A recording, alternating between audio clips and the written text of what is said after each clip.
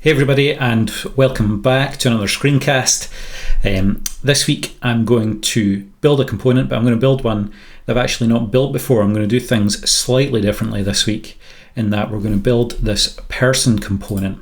And so this is from a new people page that we're going to have soon in Lemon Squeezy. It's all part of our email marketing stuff that's coming. So this is a kind of a sneak peek of what's coming here. But we have this panel that's going to open when you click on a person in Lemon Squeezy, and this is going to be like your customer, and you're going to be able to see like their orders and subscriptions and licenses and what they've done and all that kind of thing. But I figured what I'd do today is literally just build this header section here, which is kind of interesting. It's got a few interesting elements to it. It's got this cool map as a background, and an avatar and stuff. And yeah, I figured I would just build this out. So we're going to build just this header part down to these stats here today as a component. And as I said, it's going to be a bit different because instead of building what a component or rebuilding a component I've already built, I'm going to do it a bit differently today and just build it from scratch. I've never built this before, so you can see what my process is, I guess, and how I approach these things. So let's jump in. We're going to get going and build this. Just before I do jump in, one thing to say is that we're using fake data here, so none of this data is real, but Rob Hope is a real person, and this is his face, and he's an awesome guy, and go and check him out on Twitter.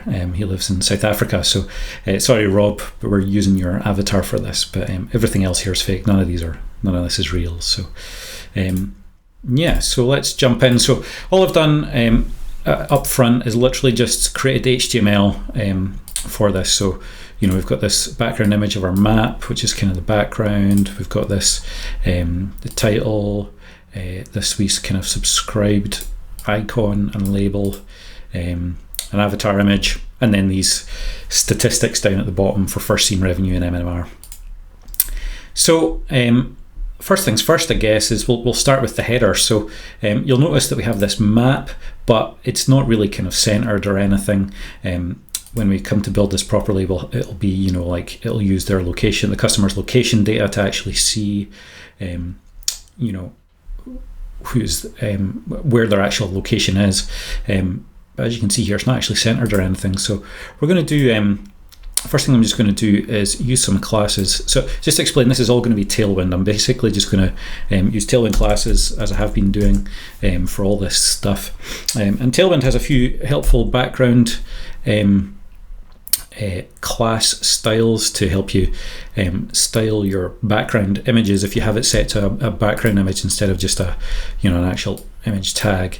So we can do things like background no repeat, and we could do background center.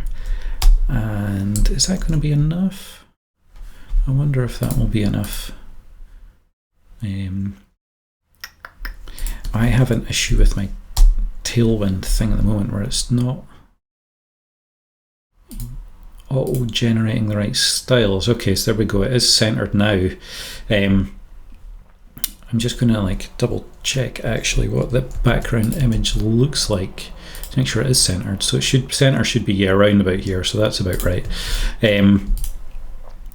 And yeah, so that's probably all we need for the map. So the next thing you'll see in the mock-up is that it has this nice fade from the white into the kind of transparent side of things. So what I'm going to do here is I'm going to create a separate div basically, and I'm going to absolutely position it, and it's going to have a gradient background gradient, and we're going to do to top, I guess, so we can do from white at the bottom and then to transparent. So these are Tailwind's classes for doing this kind of background gradient thing, which is actually pretty neat. If you go into their docs, you can see they've got all sorts of stuff here where you can just do these kind of to and from and different directions and all the rest of it. They've got a whole bunch of stuff in here, so check that out. But I think that's what we're going to do for ours. I think the gradient doesn't apply to the whole size of the image, so you can see it only applies to the kind of bottom half, and it's 212. So say it's going to be like half of that, so 100 pixels or so. So let me just see, 80, 96, let's make it 1520 pixels. That should be good.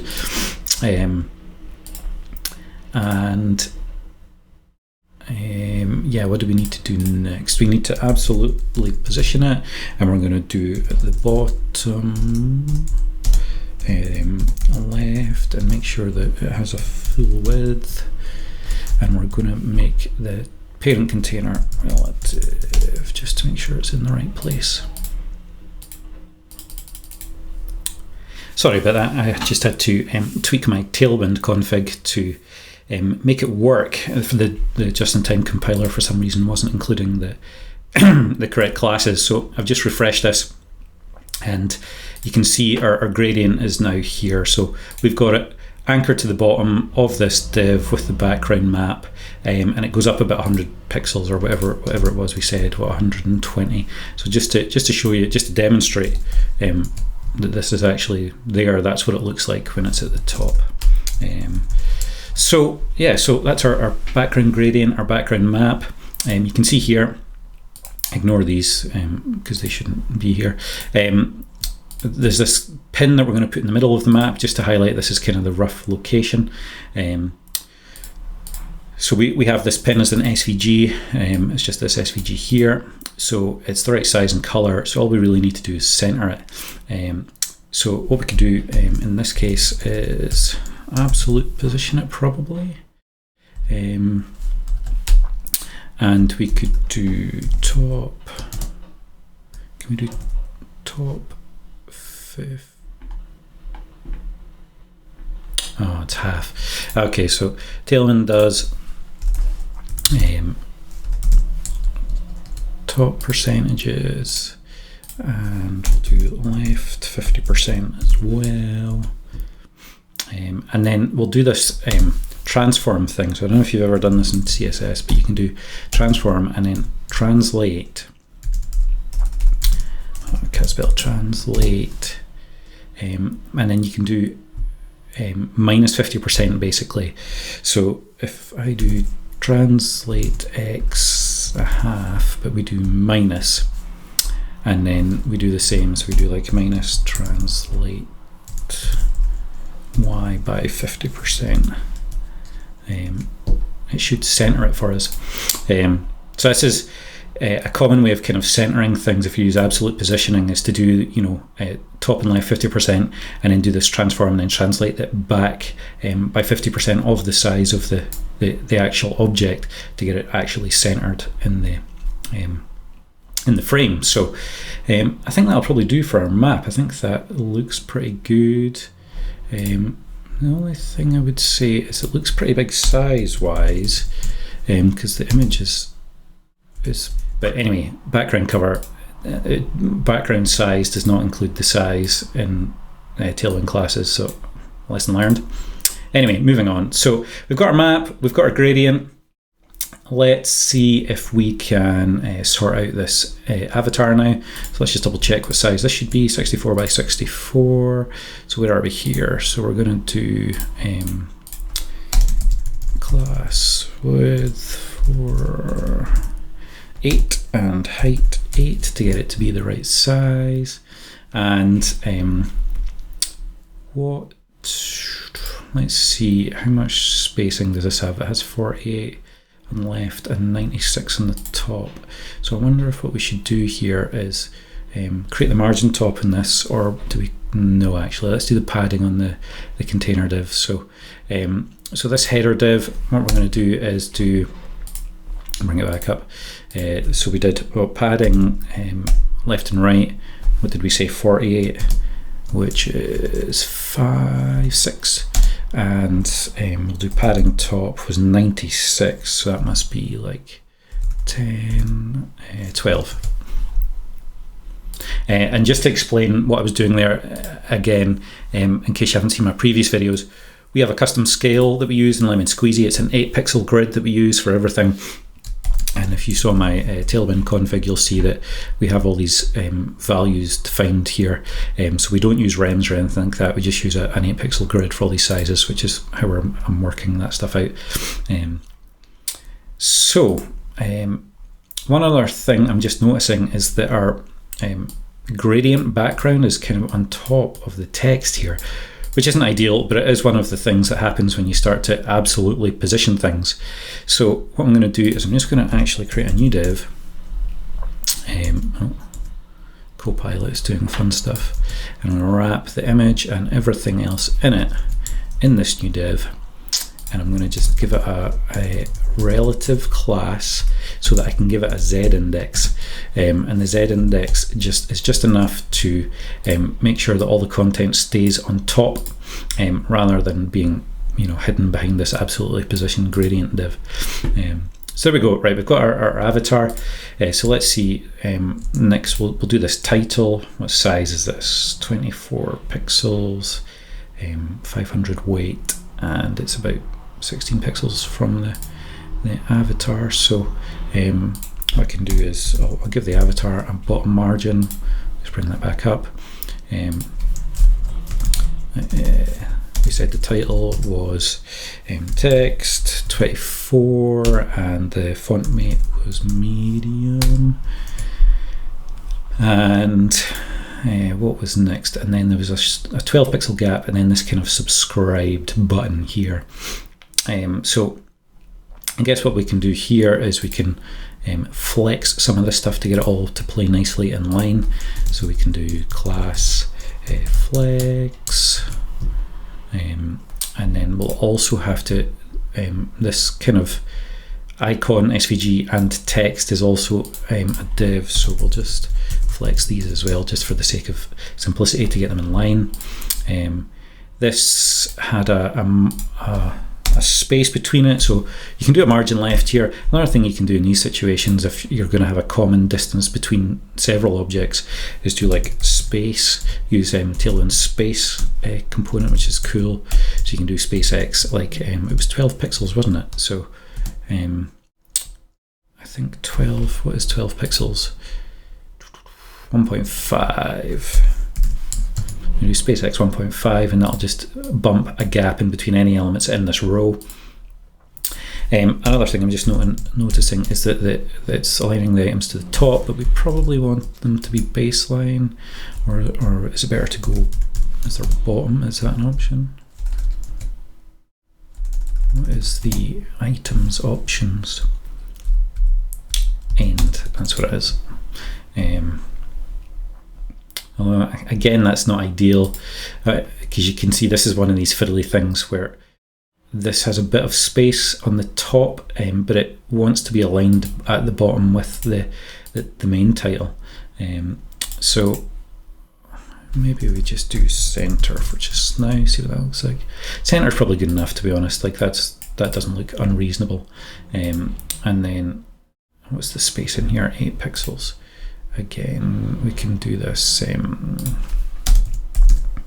space X1 just to give it a wee bit of space between the. Did I miss something there? Did that not like that? What am I doing here? Okay, maybe it doesn't like that. What I'll do is I'll just give it a right margin, the SVG a right margin. There we go. Subscribe. So there we go. That's us got this kind of top header part built, and then we've got, move on to this kind of bit underneath. So there's like this text here, which is slightly different color, and then I'm just going to see what size that is. Grey text, and then there's a bit of margins and stuff, but we'll figure that out. So moving on, here's this text here. So we're going to say it's text grey. Now we're also going to need to add padding to this whole section. So I'm just again going to create a separate div and give it a padding of, what did we say it was, 48, which is 6, I think. Some of the Copilot autocomplete stuff just messes things up sometimes. I think it's 6. Yeah. And that's fine for that. The only thing about this is that it did have a slight top and bottom margin. So I'm just going to give it a PY in 0.5. So you just give it 4 pixels on each side, because you'll see in here there's a kind of, if I hover over that in the right point, you can see the 4 pixels on the other side, so that's fine. And then we're going to do this kind of triple stat thing here. So this is really just kind of flex with a few extra bits and pieces.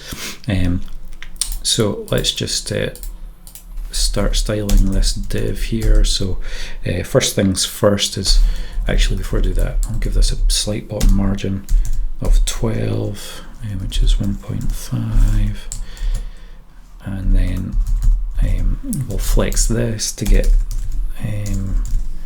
things in line.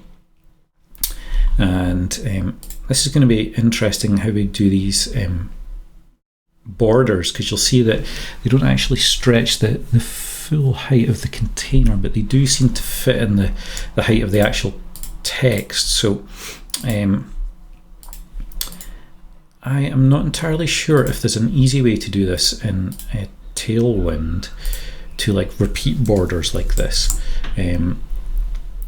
but we'll do it manually anyway, just for the sake of ease. So let's just say that these, the first two are going to have a class of border, right? Just to give them a border on each side. We'll just use the default color for just now, because I think it's the right one anyway. And then they seem to have a padding on each side of like 12. So I wonder actually how the space component works for this. So 12 is 1.5 on either side. Yeah, but it doesn't quite work with the borders, of course. So sometimes it's just easier to do this stuff manually if it's just a small bit. So we'll just do padding left 1.5. Oh no, wait a minute, because I'm doing it in the wrong one. It should be that, and then so padding left on those two, and then padding right on these two. There we go. And then these H5 tags were a slightly lighter color, so they were text gray as well, I think. Does that look right? I actually think, oh, it's 24 on each side. That's what I was going to say. This looks a bit close, but I think otherwise that looks pretty good. So I'm just going to change these. Actually, we can just make that padding X. 24 was 24, 3. Yeah, 3 and 3. There we go. And I think that is it. The only other thing that this container had is a bit of padding on the top and bottom. So it was at 8 on the top. Hard to see. I think it was 8 on the top and bottom. So we could do, just do the PY1 just to bring that up, give it a bit of extra padding. But yeah, I think that's it. I think that's our person component header. All built up. So yeah, here's the mock-up that we started with our map and our icon and everything else. And here's the real thing. Let me just bring them up side by side so you can see. So yeah, I think that looks pretty good. That looks pretty spot on. Yeah, so there we go. That's our component, our person component, and hopefully this has been helpful to let you know or let you see what it's kind of been like to or how I work through something like this, a challenge like this, how I end up building these things out. And hopefully that's been slightly more interesting than just building out something I've already built in the past. You see me make mistakes and try to figure things out and that kind of thing. Let me know if you like that, if you want more of that. And if you want me to do something else, just let me know in the comments. And otherwise, like and subscribe and have a good day.